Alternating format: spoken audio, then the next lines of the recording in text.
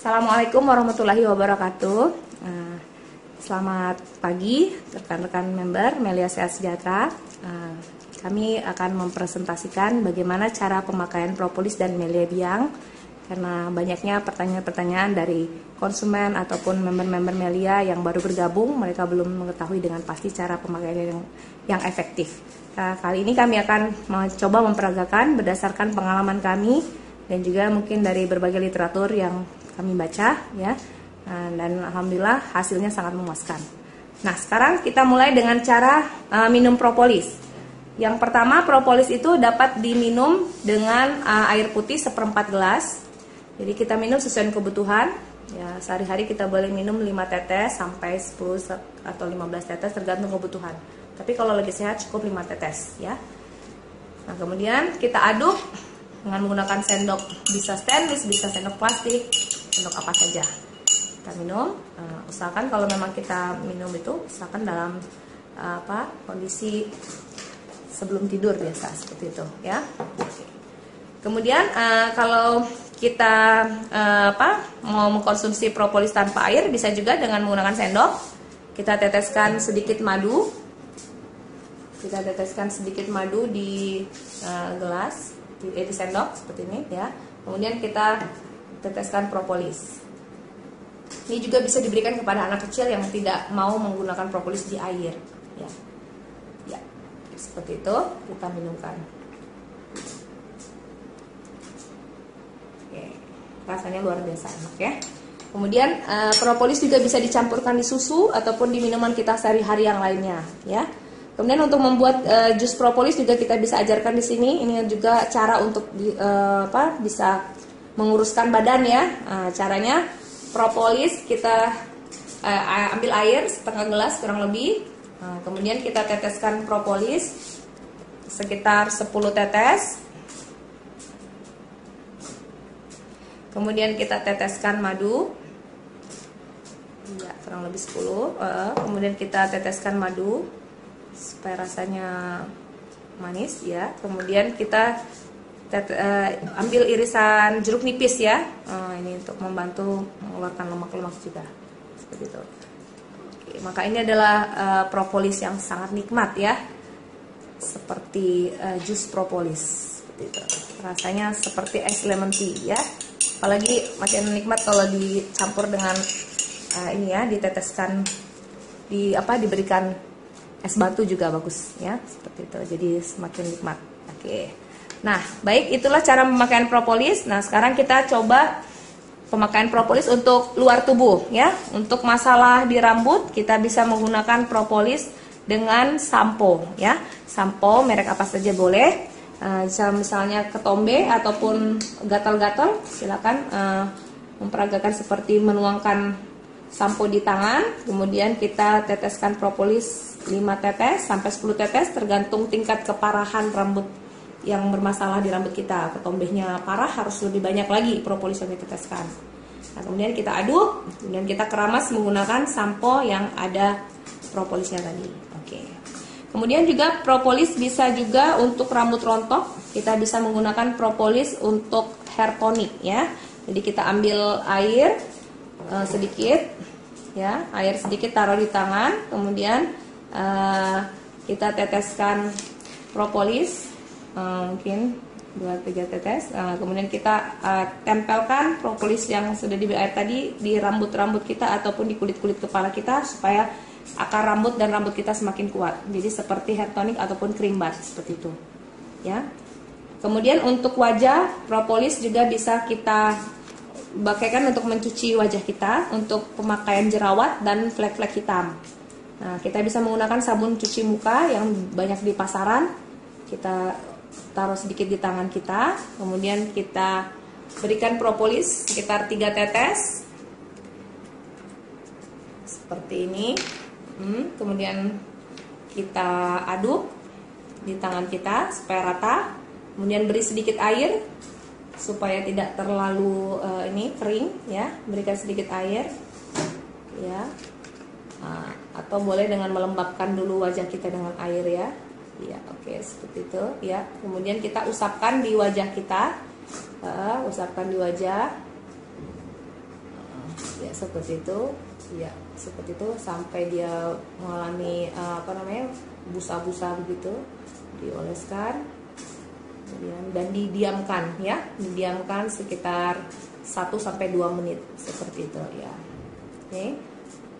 Setelah didiamkan, ya gunanya untuk mengangkat komedo dan kotoran-kotoran di wajah, penyebab jerawat, bakteri-bakteri, dan juga untuk mengurangi flek-flek. Kemudian kita ambil kapas, kita angkat busa itu dari bawah menuju ke atas, tarik, karena banyak sekali kotoran yang tersumbat di pori-pori. Kita angkat seperti itu, maka seluruh komedo, bakteri, dan kotoran itu akan terangkat. Wajah lebih segar, lebih bersinar, dan insya Allah jauh dari jerawat. Oke. Kemudian untuk mimisan, kita bisa menggunakan propolis untuk mimisan dengan cara mengambil kapas dan propolis ya. Kapasnya dibentuk dipilin-pilin memanjang. Kemudian kita teteskan di ujungnya propolis sekitar 1-2 tetes ya, di ujungnya saja. 1-2 tetes. Kemudian kita teteskan, kita masukkan kapas tersebut ke lubang hidung yang berdarah, yang mimisan tadi. Masukkan, kemudian kita pencet dari luar supaya terkena seluruh pembuluh darah hidungnya. Ya, oke. Maka pendarahan akan segera berhenti. Untuk sinusitis boleh langsung tetes ke hidung, 1 di kiri, 1 di kanan, hidung setetes kiri, setetes kanan, dan juga untuk pilek yang menahun ya, seperti itu. Nah, dari hidung bisa kita lanjutkan ke telinga, boleh diteteskan di cotton bud untuk pembersihan telinga, untuk masalah telinga yang berjamur atau gatal ya, bisa diteteskan di cotton bud, kemudian kita bersihkan seperti itu di kuping kita ya. Cuman demonstrasi aja ya. Oke. Baik, untuk setelah di telinga kita turun ke mulut. Nah, untuk masalah bau mulut kita bisa menggunakan air untuk kumur-kumur ya, propolis bisa dikumur-kumur. Apalagi nanti kalau bulan puasa, kita sangat bagus dianjurkan ketika kita sahur itu menggunakan propolis ketika sahur supaya sepanjang hari kita tubuhnya fit ya, terhindar dari berbagai keluhan penyakit dan bau mulut kita pun segar ya, seperti itu. Nah, untuk sariawan, propolis bisa diteteskan ke sariawan seperti ini, dan kemudian didiamkan sekitar 1 menit supaya dia menyerap ke sariawannya seperti itu. Kemudian kalau sakit gigi boleh langsung diteteskan ke gigi yang sakit di lubangnya, ataupun di gigi yang mengalami masalah atau gusi yang berdarah juga sangat bagus dengan menggunakan propolis. Nah, dan untuk gigi yang bermasalah, yang suka ngilu ataupun gigi yang berkarang gigi, kita menggunakan propolis itu saat menggosok gigi ya. Kita oleskan odol di sikat gigi, kemudian kita teteskan 2 tetes. Nah, kita gosok gigi menggunakan propolis itu akan melindungi gigi kita dari bakteri yang membuat gigi kita berlubang dan nyeri, dan juga menghindari kita dari radang gusi, dan juga untuk menghindari karang gigi ya. Kita lakukan setiap malam ya sebelum tidur. Oke, seperti itu. Nah, kemudian untuk ketiak kita bisa menggunakan propolis yang dicampur dengan deodoran ya. Kita teteskan propolis di tangan, kemudian kita sedikit sedikit saja, kemudian kita berikan air sedikit supaya dia tidak terlalu lengket. Kemudian kita usapkan di ketiak kita ya, sehingga bakteri di ketiak itu akan berkurang jauh ya. Kemudian kita terakhir memberikan deodoran supaya dia semakin wangi.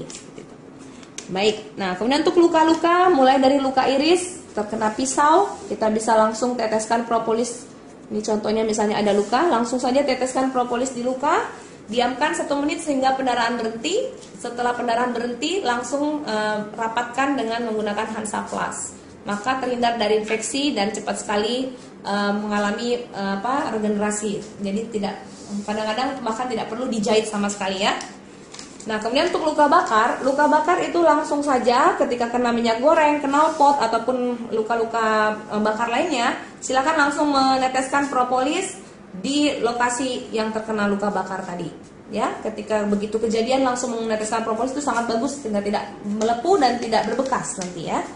Nah, kemudian untuk keseleo kita bisa menggunakan propolis dengan bantuan salep anti nyeri ya. Teteskan propolis sedikit di tangan, sekitar 5 tetes. Kemudian kita dengan bantuan salep anti nyeri kita campurkan, kita aduk ya. Kemudian kita aduk dulu. Nah, kemudian kita urut ke daerah yang mengalami keseleo atau mengalami memar tadi ya, seperti itu. Baik. Nah, kemudian untuk keputihan bisa kita gunakan juga. Ini banyak sekali kaum wanita yang bertanya nih bagaimana cara menggunakan propolis untuk keputihan. Untuk keputihan kita bisa menggunakan propolis dengan menggunakan kapas yang direndam air hangat-hangat kuku ya, air yang bersih dan kapas steril.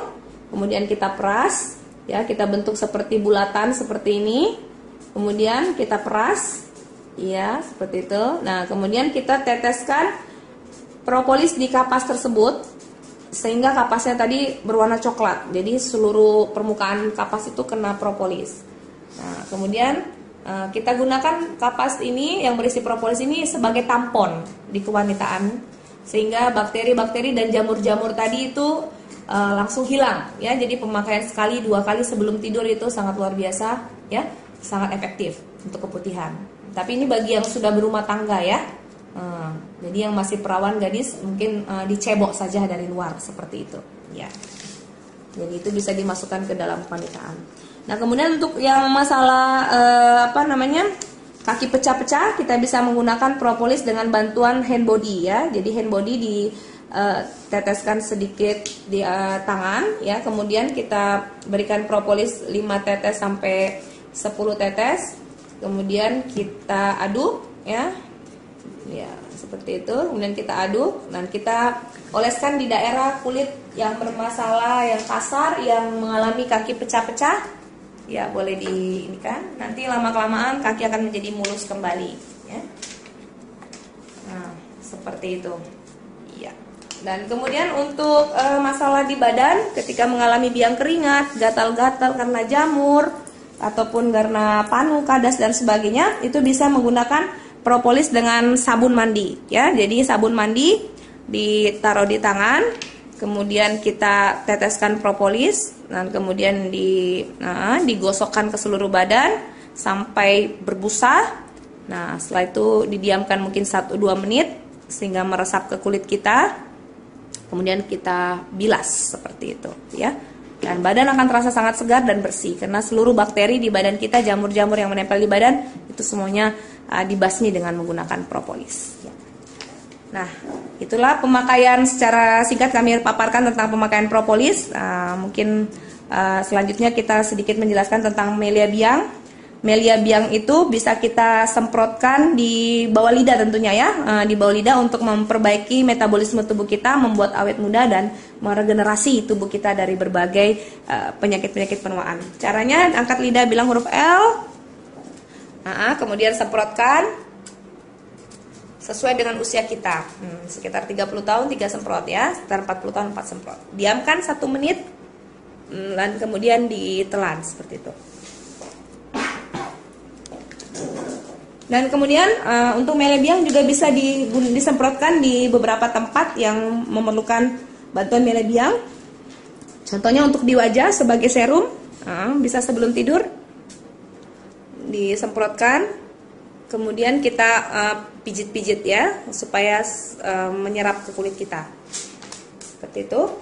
Dan kemudian untuk melia biang juga bisa disemprotkan ke daerah yang nyeri atau yang sakit. Itu bisa disemprotkan di daerah misalnya di sendi lutut atau di sendi siku atau di mana saja yang mengalami pegal ataupun sakit seperti itu. Ya, baik, itulah pemakaian propolis dan melia biang yang sudah kita sampaikan di sini. Semoga bermanfaat ya, dan tetap sampaikan berita baik tentang propolis ini kepada teman-teman yang lain ataupun siapapun yang membutuhkan sehingga ini bisa menjadi amal jariah untuk kita bersama. Salam dahsyat, salam sukses dari kami. Terima kasih. Assalamualaikum warahmatullahi wabarakatuh.